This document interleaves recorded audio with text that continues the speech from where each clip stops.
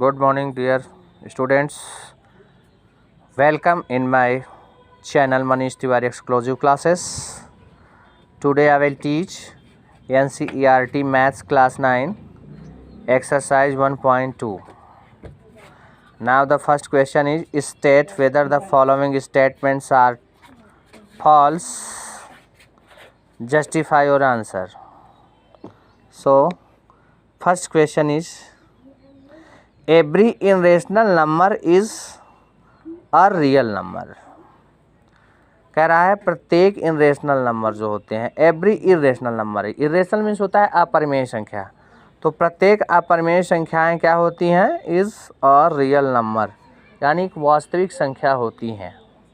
तो इसको हमको जस्टिफाई करना है, तो ये हमारा क्या हो जाएगा, yes true, because every rational number, every real number is collection of rational and irrational. जो रियल नंबर होता है वो हमारा रेशनल से भी बना होता है और इनरेशनल यानी परिमेय और अपरिमेय दोनों संख्याओं से बना होता है, और दोनों संख्याएं हमारी रियल नंबर हो सकती है। So first is true. Clear. Second है every point on the number line is of the form of under m, where m is a natural number. कह रहा है कि संख्या रेखा पे प्रत्येक संख्याएं एवरी पॉइंट किस रूप में होती हैं, वो स्क्वायर रूट के फॉर्म में होती हैं, यानी प्रत्येक संख्याओं का जो भी नंबर रेखा पे होती हैं, स्थित होती हैं, वो एक स्क्वायर फॉर्म में होती हैं, स्क्वायर रूट यानी वर्गमूल के रूप में होती हैं। तो यहाँ पे हमारा ये क्या हो जाएगा, फॉल्स, क्योंकि हम देखते हैं हमारी संख्या रेखा पे ये इधर जो होती हैं ये पॉजिटिव संख्याएं होती हैं 1 2 3 4, और इधर हमारा जो है निगेटिव संख्याएं होती हैं -1 -2 -3। तो ये चीज़ यहाँ पे ये लागू नहीं होता, क्योंकि प्रत्येक संख्याओं को जो है यहाँ पे जो भी है -1 -2 -3 इन सभी संख्याएं का जो है स्क्वायर रूट के रूप में, वर्गमूल के रूप में, करेक्ट फॉर्म के रूप में नहीं हो सकती। तो इसलिए हमारा ये स्टेटमेंट क्या हो जाता है, फॉल्स हो जाता है, यानी negative numbers can be the square root of any natural number not, यानी किसी भी नेगेटिव संख्या का करेक्ट स्क्वायर रूट के रूप में नहीं हो सकता। ठीक है। अब हमारा थर्ड नंबर आता है, कह रहा है every real number is an irrational number.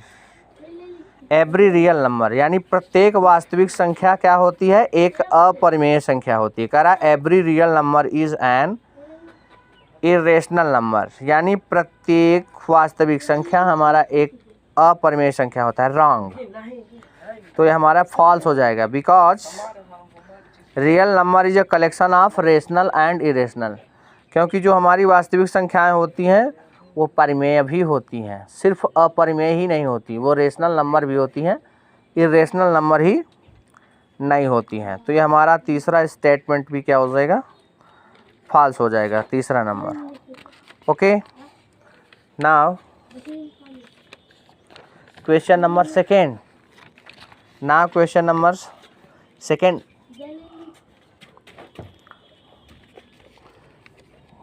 Question number second क्या कह रहा है हमारा, कह रहा है are the square root of all positive integers irrational, यानी जितने भी पॉजिटिव इंटीजर्स हैं, धनात्मक संख्याएं, उनका स्क्वायर रूट यानी वर्गमूल क्या होता है, वो इरेशनल होता है, अपरिमेय।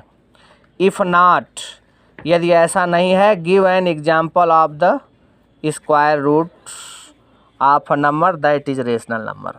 तो आपको जस्टिफाई करना है कि यदि प्रत्येक धनात्मक संख्याओं का स्क्वायर रूट अपरिमेय नहीं होता, इरेशनल नहीं होता, तो इसको प्रूफ करिए। तो हम लोग इसको प्रूफ कर सकते हैं।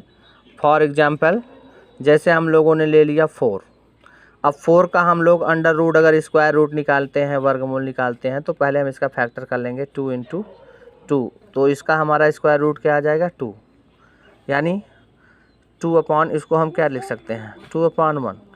तो हमारा ये क्या आया है, ये इरेशनल नंबर नहीं है, यानी ये क्या है, रेशनल नंबर।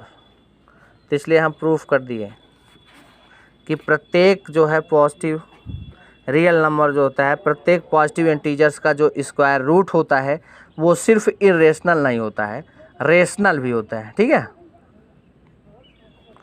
कोई भी एग्जांपल ले लीजिए, जैसे मान लीजिए हमने 9 ले लिया, अब इसका स्क्वायर रूट निकालेंगे तो हमारा क्या आ जाएगा, 3 × 3 इज इक्वल टू, यानी 3, इसका स्क्वायर रूट 3 आ गया। हम यहाँ अपॉन 1 के रूप में लिख सकते हैं इसको, रेशनल के रूप में, तो हमारा ये P/Q के रूप में आ गया, यानी ये रेशनल नंबर है। Okay, so it is proved that square root of positive integers is not only irrational but rational number also, यानी किसी भी पॉजिटिव इंटीजर्स का स्क्वायर रूट सिर्फ इरेशनल नहीं होता, रेशनल भी होता है। Okay, if it is clear then subscribe my channel, share, comments. Okay, see you again.